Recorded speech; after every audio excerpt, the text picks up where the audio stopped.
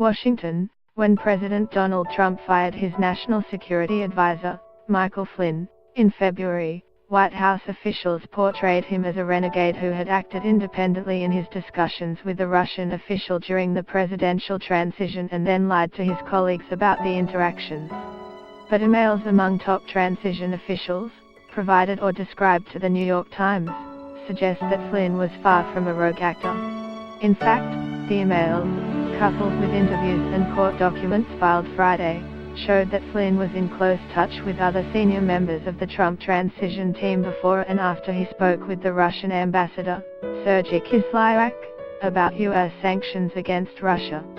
U.S. President Donald Trump brushes aside concerns his former national security advisor Michael Flynn is cooperating with the probe into Russian election interference. Hawaii is testing Cold Warrior and nuclear attack warning sirens in preparation for a possible missile strike from North Korea. The Brazilian city of Sao Paulo marks World AIDS Day by releasing hundreds of red balloons into the sky. Las Vegas police have released several angles of surveillance footage detailing a man robbing a casino at the Bellagio resort. The man is still being sought.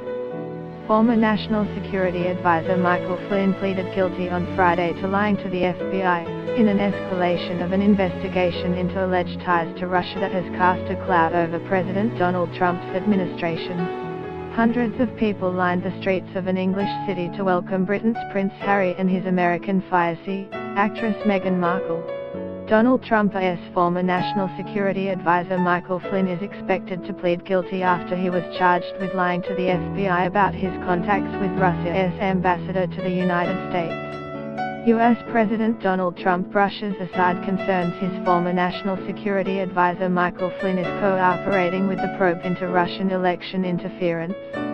While Trump has disparaged as a Democratic hoax any claims that he or his aides had unusual interactions with Russian officials, the records suggest that the Trump transition team was intensely focused on improving relations with Moscow and was willing to intervene to pursue that goal despite a request from the Obama administration that it not sow confusion about official U.S. policy before Trump took office.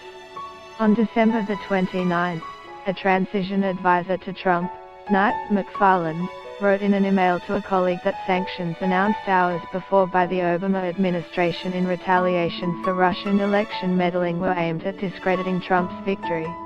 The sanctions could also make it much harder for Trump to ease tensions with Russia, which has just thrown the USA election to him, she wrote in the emails obtained by the Times. It is not clear whether McFarland was saying she believes that the election had in fact been thrown. The White House lawyer said Friday that she meant only that the Democrats were portraying it that way. But it is evident from the emails, which were obtained from someone who had access to transition team communications, that after learning that President Barack Obama would expel 35 Russian diplomats, the Trump team strategized about how to reassure Russia.